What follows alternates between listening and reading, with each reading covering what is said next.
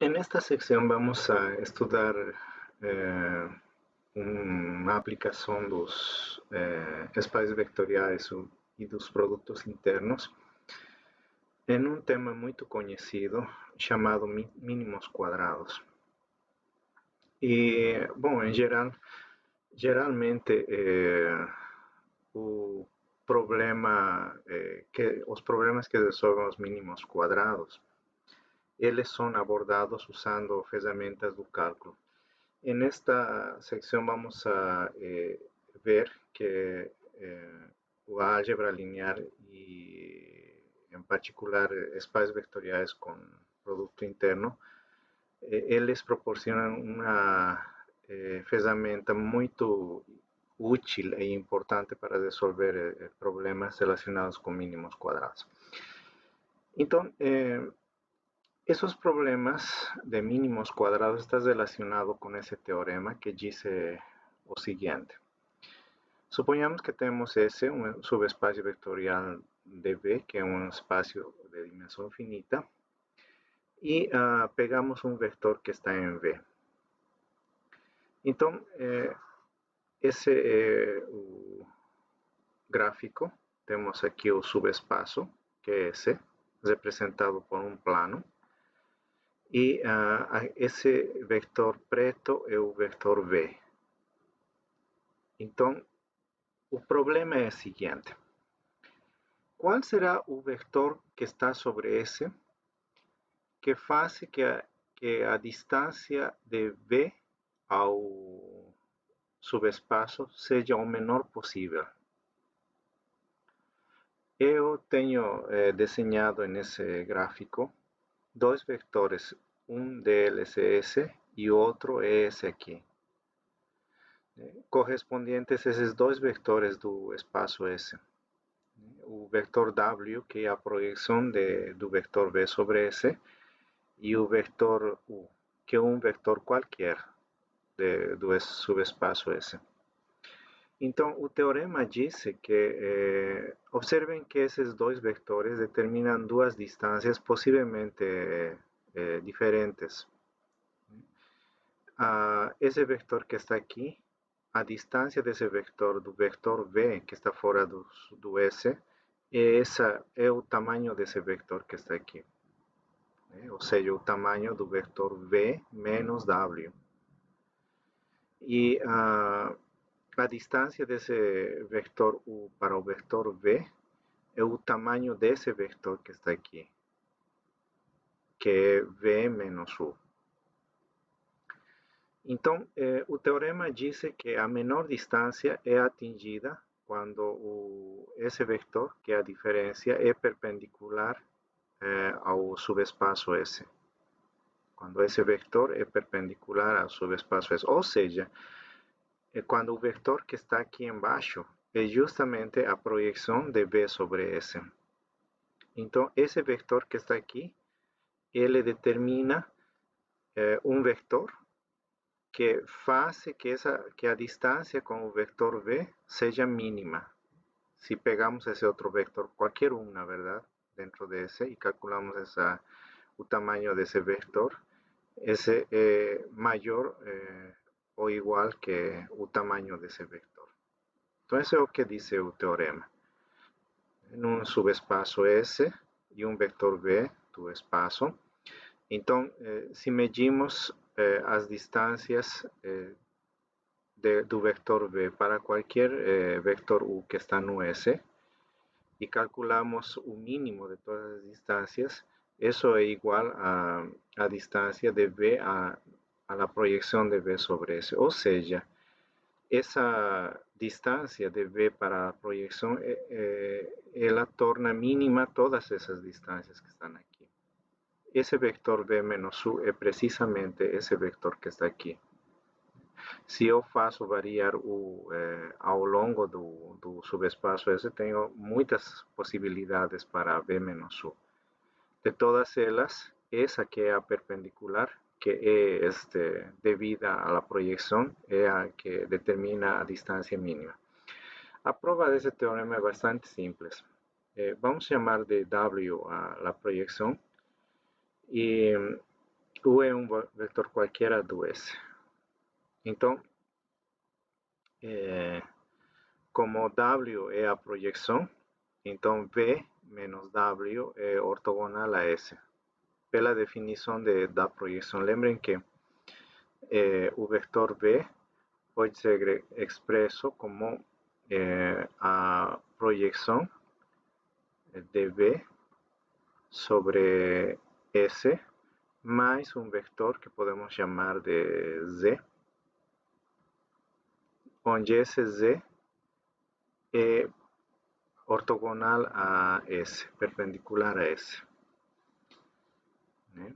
Então, esse Z é esse vetor que está aqui. E aqui está a projeção. Então, esse Z pode ser expressado como V menos a projeção de V sobre S, que é justamente V menos W.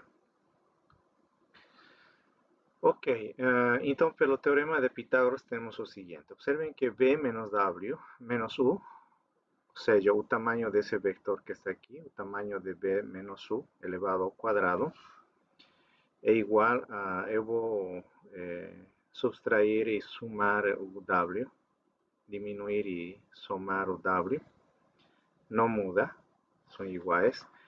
E aqui observen que V menos W é perpendicular a S, o cual significa que V menos W é perpendicular a cualquier vector de S. En particular, W menos U está no S. W está aqui e U está também no S. E lembrem que S é um subespaço vetorial do V. Então, se eu faço uma combinação linear qualquer entre U e W, o resultado também vai estar no S. En particular, U menos W o W menos U, cualquier U, está en S. Y si W menos U está en S, entonces L es perpendicular al vector V menos W, porque V menos W es perpendicular a todo S. Entonces, V menos W é perpendicular a W menos U.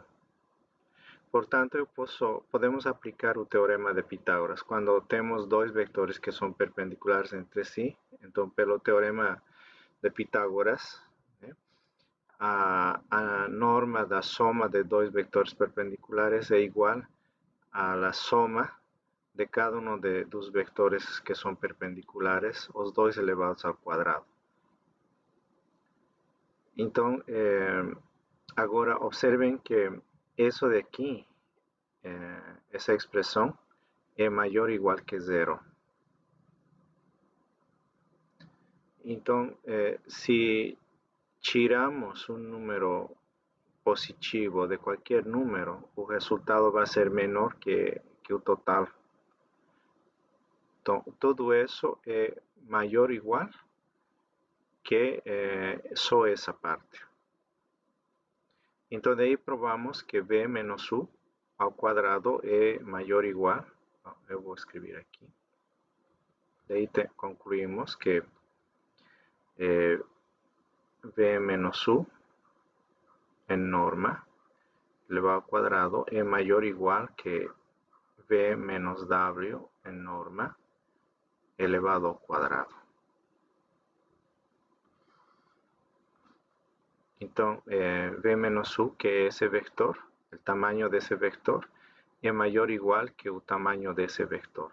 Cualquiera sea U. Si yo pego cualquier vector U no S, entonces esa diferencia que está ahí, ese vector siempre es mayor o igual que ese. Então, o valor mínimo de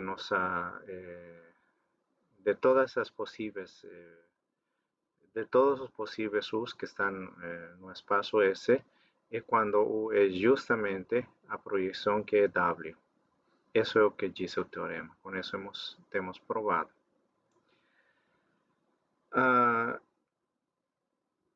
Então, um dos problemas que aparecem em várias situações de modelação, na física, por exemplo, é o problema de dados um conjunto de dados de pares ordenados, encontrar um polinômio de grau 1, A0 mais A1 x, de modo que esse erro seja o menor possível. Geometricamente, essa situação se pode pensar da seguinte forma. Esses pontos que estão aqui, x1, y1, x2, y2, xn, yn, são pontos que estão no plano. Estão representados por essas cruzes vermelhas.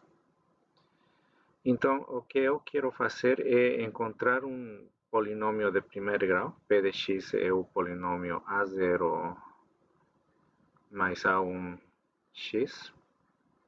Quero encontrar um polinômio de grau 1, cujo gráfico é uma linha reta, de modo que a soma dessas distâncias verdes, das distâncias dos pontos para a reta, essa distância daqui, a soma de todas essas distâncias, seja o menor possível. Observem que tem muitas possibilidades. Por exemplo, eu poderia pegar essa outra reta que está aqui. Podia ser essa outra reta. Mas o problema é que se eu pego as distâncias verticais dos pontos vermelhos para a reta, a somatória não vai ser o menor possível. Vai dar um resultado maior que essa outra. Então, a pergunta é qual é a equação da reta, de modo que a somatória dessas distâncias seja o menor possível. Esse fato, as distâncias são justamente essas expressões que estão aqui. P de x1, P de x é essa reta, e P de x1 é justamente a ordenada do primeiro ponto que está aqui. Aqui está, esse ponto é x1, y1. Então, aqui está x1 e y1. Então, aqui, um pouquinho mais acima, está o ponto correspondente ao polinômio. Esse aí é P de x1. O mesmo para o segundo ponto. A abscissa desse ponto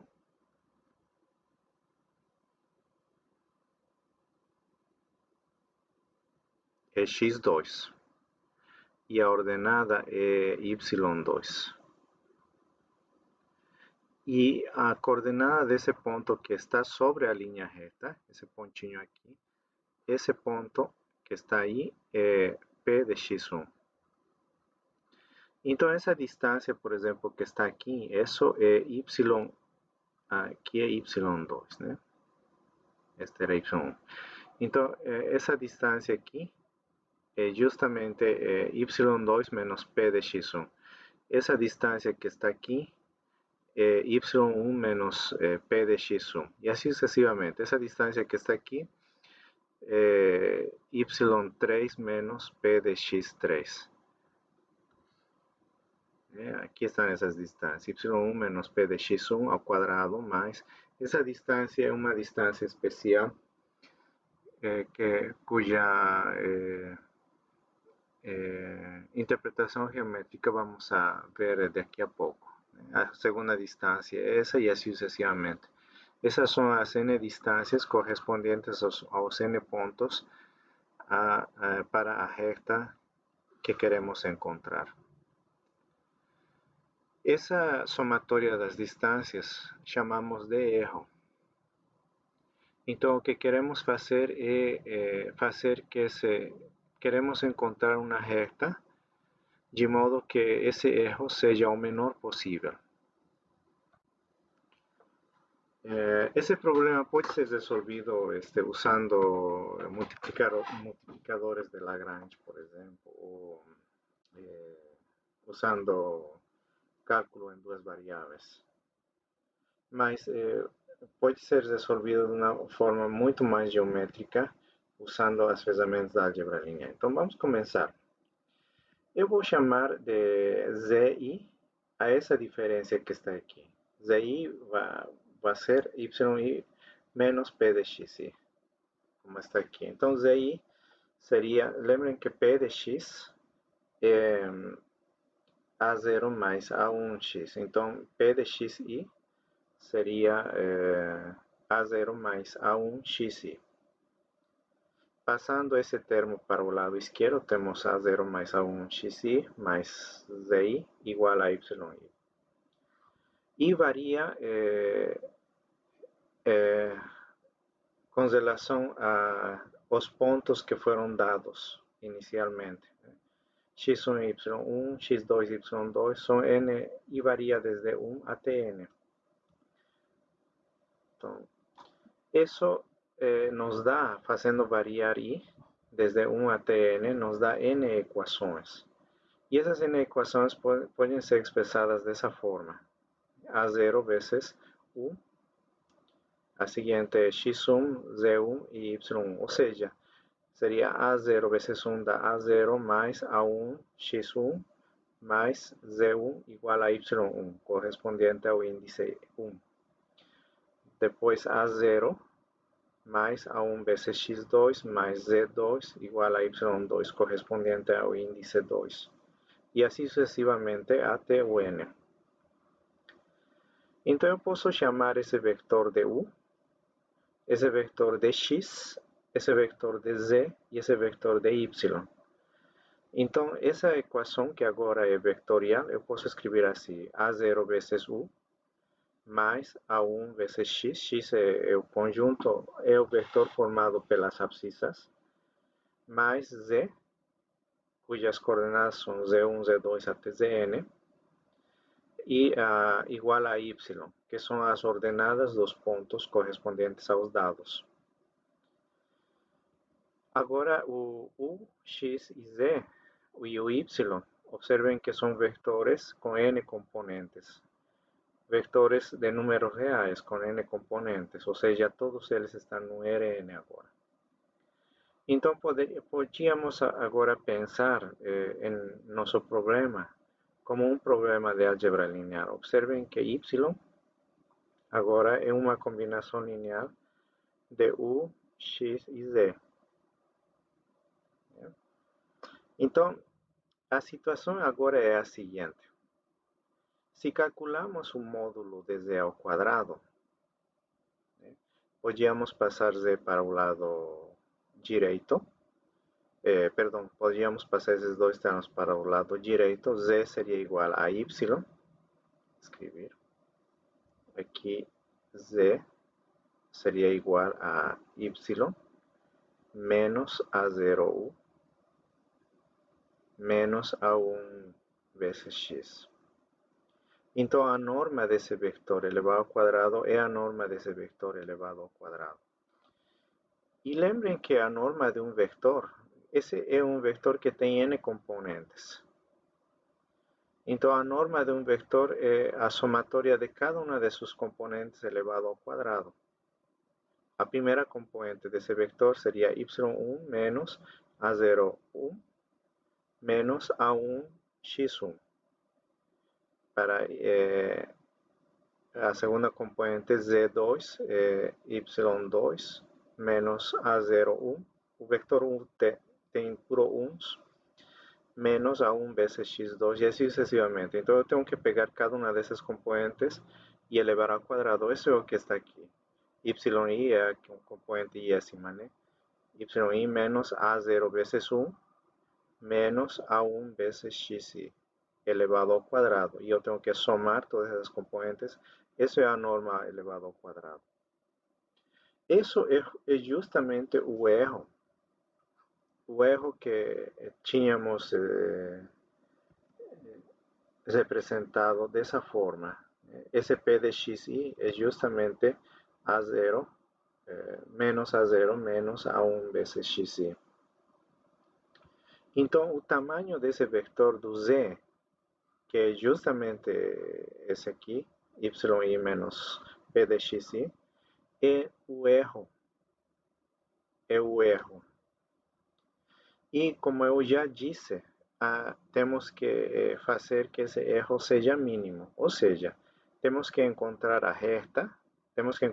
Encontrar a reta significa encontrar A0 e A1. Temos que encontrar A0 e A1 de modo que esse erro seja mínimo.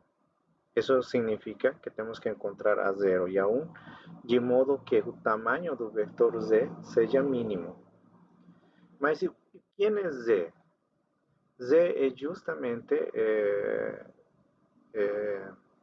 um dos vetores que aparece na combinação linear de y com u e x. Né? Agora acontece o seguinte: se vocês observam essa situação que está aqui, os vetores u e x são dois vetores que podem gerar um subespaço de Rn. É só pegar todas as combinações lineares, né, de u e x. De fato, aqui está uma combinação linear de u e x. Então, se eu pego u e x e eu encontro todas as combinações lineares de u e x, já sabemos que essas combinações lineares geram um subespaço de Rn. Esse subespaço eu vou chamar de S. De fato, esse subespaço contém A0U mais A1x. Esse subespaço aqui, esse vetor que está aqui, A0U mais A1x, está contido dentro do S. Porque qualquer combinação linear de U de x está contido dentro de S. Então, agora o problema pode ser olhado da seguinte forma. Aqui está o vetor y. Né? Então, o problema pode ser olhado da seguinte forma. Eu quero encontrar uma combinação linear de u e de x, né? Ou seja, eu quero encontrar A0 e A1, que determinam uma combinação linear de u e de x, que dá esse vetor, de modo que esse vetor mais o z que está aqui, me dê como resultado y, e esse z seja o menor possível. Então, para que essa distância daqui seja o menor possível, o teorema anterior que provamos diz que esse z tem que ser perpendicular ao S. O que equivale a dizer que esse vetor que está aqui tem que ser a projeção de y sobre S. Ou seja, isso tem que ser a projeção do vetor y sobre o subespaço S. Então, Z tem que ser perpendicular ao subespaço S e esse vetor que estamos procurando tem que ser justamente a projeção. E essa projeção, pela seção anterior, sempre existe. E já sabemos construir essa projeção. Uma forma de fazer é construir uma base ortonormal de S. Então, a projeção vai ser uma combinação linear dessa base ortonormal. É muito fácil se temos uma base ortonormal. Mas nesse caso não temos. U e x são dois vetores que muito provavelmente não vão ser ortonormais. Então, como construímos como encontramos essa combinação linear? Ou seja, como encontramos A0 e A1? Então, a ideia é a seguinte. Observem que até aqui temos que A0 vezes 1 mais A1 vezes x mais z é igual a y. Tendo isso em mente, eu vou pegar essa equação e eu vou multiplicar por u e por x. Observem o seguinte, como z é um vetor que tem que ser perpendicular ao subespaço S, então, e x e u estão no S, então z tem que ser perpendicular a esses dois vetores. Portanto, z vezes u é zero e z vezes x também é zero. Ok, então vamos a usar esse fato para encontrar A0 e A1. Então vou pegar essa equação agora, está aqui, e eu vou multiplicar essa equação por U. Multiplicando por U temos essa expressão vezes U e Y vezes U. Multiplicando cada termo por U, temos A0, U vezes U, mais A1, X vezes U, e mais Z vezes U igual a Y1. Lembrem que Z e U são perpendiculares. Então, isso dá zero. Portanto, fica aí U vezes A0 mais X vezes U vezes A1 igual a Y1U. Fazendo o mesmo, só que agora com o x multiplicando agora por x toda a equação, o resultado vai ser esse, né? Porque multiplicado por x teríamos a0 vezes ux, que dá isso, a1 vezes x, que dá isso, e z vezes x, que dá 0, igual a y vezes x. Então, esse é o sistema de equações que temos que resolver para encontrar o a0 e a1. E o problema fica resolvido se e somente se esse sistema tem pelo menos uma solução. A gente vai ver no final da secção que esse sistema sempre tem solução e é única. Ok, eu quero fazer agora um exemplo. Vamos pegar esses 4 pontos agora do plano e eu quero encontrar aquele polinômio que faça que aquele erro seja mínimo. Então, lembrem que o x é o vetor que tem as abscissas dos dados. No caso, seria 1, 2, 3 e 4. Y é o vetor que contém as ordenadas 1.3, 3.5, 4.2 e 5.0. E U é o vetor que tem por ons. Então, para encontrar o sistema, o único que temos que fazer é fazer essa conta, multiplicar U por U. U por U dá 4. No Rn, esses vetores aqui, esses 3 vetores aqui, aí estão todos no R4. E no Rn em geral, em particular no R4, aí trabalhamos com o produto interno canônico. Então, com esse produto interno canônico, U vezes U dá 4. O outro produto que temos que calcular é x vezes U. X com U, que seria 1 vezes 1, mais 2 vezes 1, mais 3 vezes 1, mais 4 vezes 1. Isso dá 10. E do lado direito temos o produto de y vezes U.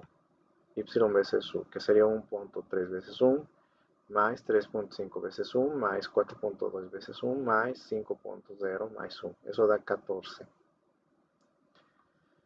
O seguinte termo é Ux, que é o mesmo que XU.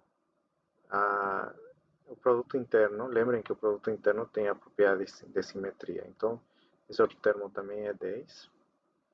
E o produto interno entre x com ele mesmo.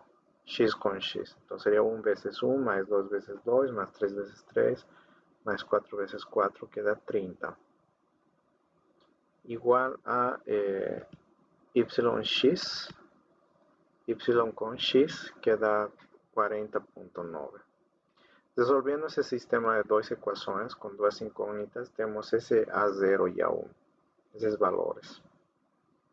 Então, o polinômio que estávamos procurando é a0, que é 0.53, mais a1 vezes x, ou seja, 1.18 vezes x.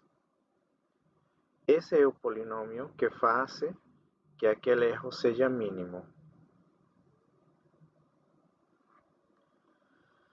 Ok, então, com esse processo, com esse sistema de equações, já ficou completamente resolvido o problema de achar aquele polinômio. Esse problema de encontrar o polinômio se chama mínimos quadrados. O polinômio que encontramos se chama ajuste linear. Então, a pergunta seguinte natural é como encontro um polinômio de grau maior que melhor se ajuste aos dados? Ou seja, em vez de colocar agora, em vez de procurar aqui uma linha reta, em vez de ser essa uma linha reta, poderia ser uma parábola, que é um polinômio de segundo grau, ou uma cúbica.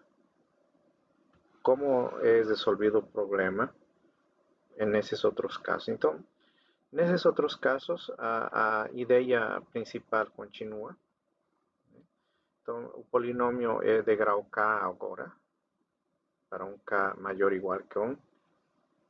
Então, o erro é o mesmo, né? A conta é parecida, né? Temos que fazer que o erro seja mínimo. Então, chamamos de ZI a essa diferença. Então, agora ZI é igual a YI. P de XI agora é A0 mais A1 vezes XI mais A2 XI ao quadrado até AK XI elevado a K.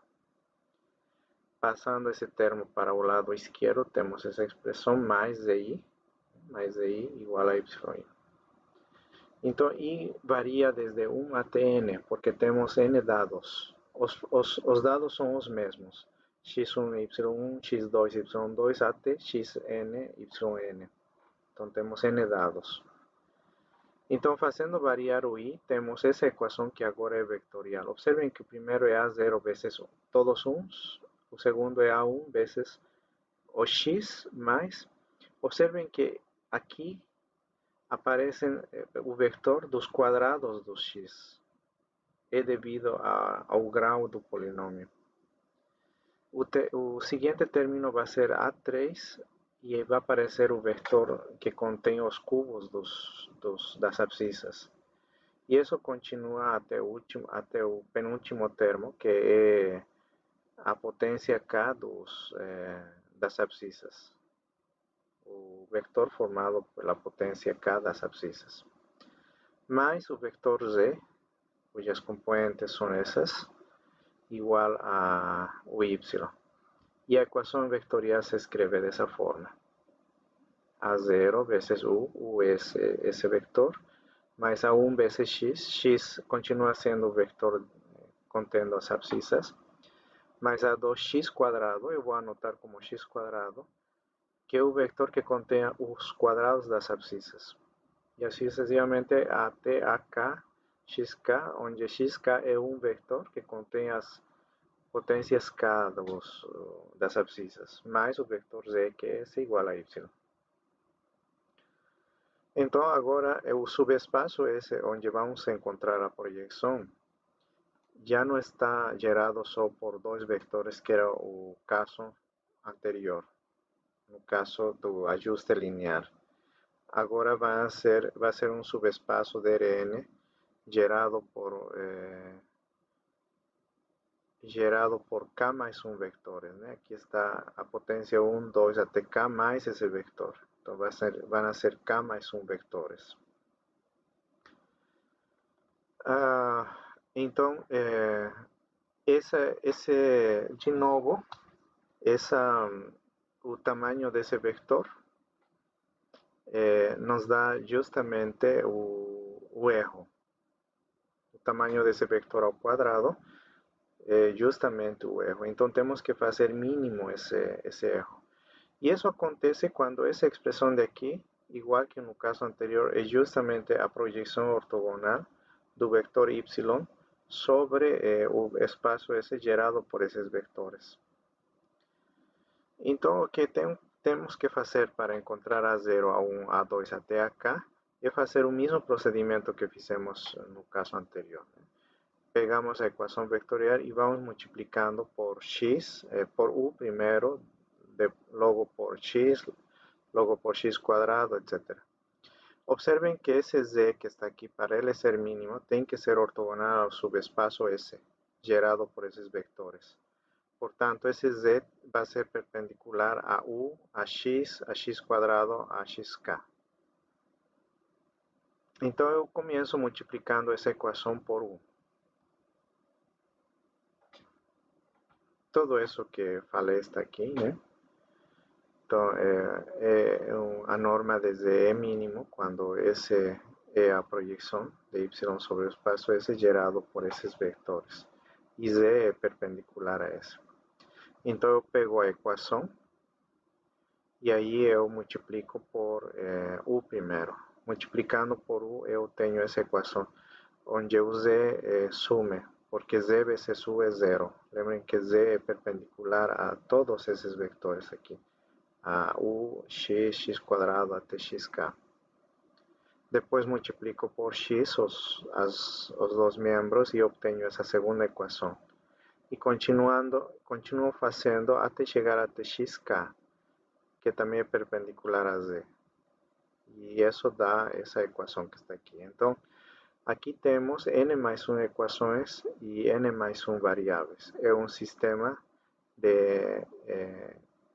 perdão, tem k mais 1 equações e k mais 1 variáveis. Então, temos um sistema de k mais 1 por k mais 1. Ok, eu vou escrever agora. Bom, então o problema acabou aí. Então aí aparecem duas questões. A primeira é, será que esse sistema tem solução? Será que é única? E, bom, a outra questão é como provamos que realmente, qual é o caso respeito às soluções desse sistema de equações. Existe uma forma de escrever descrita muito mais amigável desse sistema. Eu vou começar escrevendo esse sistema de forma matricial. Aqui está a matriz de coeficientes, a matriz de variáveis, das incógnitas e os termos independentes desse sistema que está aqui.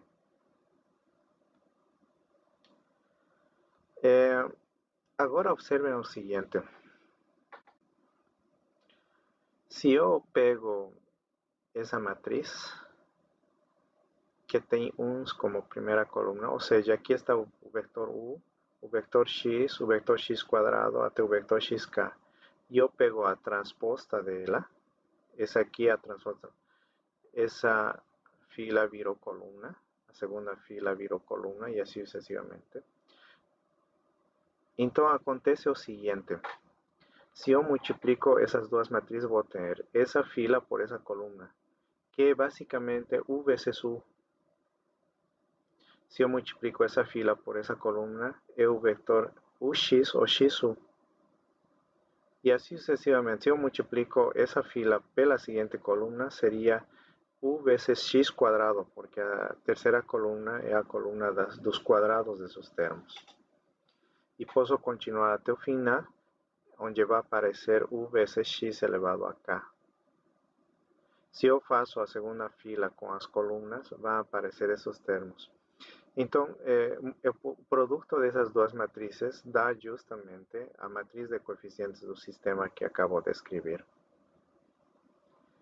Então, eu vou chamar essa matriz de M, e essa matriz é a transposta de M, como está escrito aqui. Então, M é essa matriz, e a transposta de M é essa. Essa matriz é muito especial, se chama matriz de Mandelbrot. É muito importante essa matriz. Aparece em muitos contextos da matemática. Ok. E que tal o lado direito? Os termos independentes. EYU, YX até Y vezes XK. Aqui está a matriz. E ela pode ser escrita como produto da transposta da matriz M vezes a matriz, o vector Y. Fila por coluna. Então, esse é o vector U vezes Y. O vector X vezes Y. Até o vector X elevado a K vezes Y, que é esse que está aqui. Então, a matriz de termos independentes é o produto da transposta de M vezes Y. Em conclusão, aqui está a matriz A de incógnitas, e essa matriz aqui é M transposta vezes M. Então, aqui temos M transposta vezes M, que é a matriz de coeficientes vezes A, que é igual aos termos independentes, que é a transposta de M vezes Y. Então, esse é o sistema que temos que resolver. Computacionalmente, é muito mais simples assim. Se alguém de vocês conhece Python, por exemplo, vocês podem colocar o sistema diretamente no Python, usando as livrarias dela. Tem uma livraria chamada NumPy, con comandos para multiplicar matrices, encontrar a transposta e inversa de una matriz directamente. Ok, entonces, ¿cómo determinamos si o sistema tem uma única solução? Com isso já é muito mais fácil. Existe um teorema que diz que essa matriz é inversível se somente se os vectores U, que contém só uns, x, x quadrado, xk, são linearmente independentes. Quando isso acontece, quando essas columnas todas são linearmente independentes, então esse sistema de aqui tem uma única solução.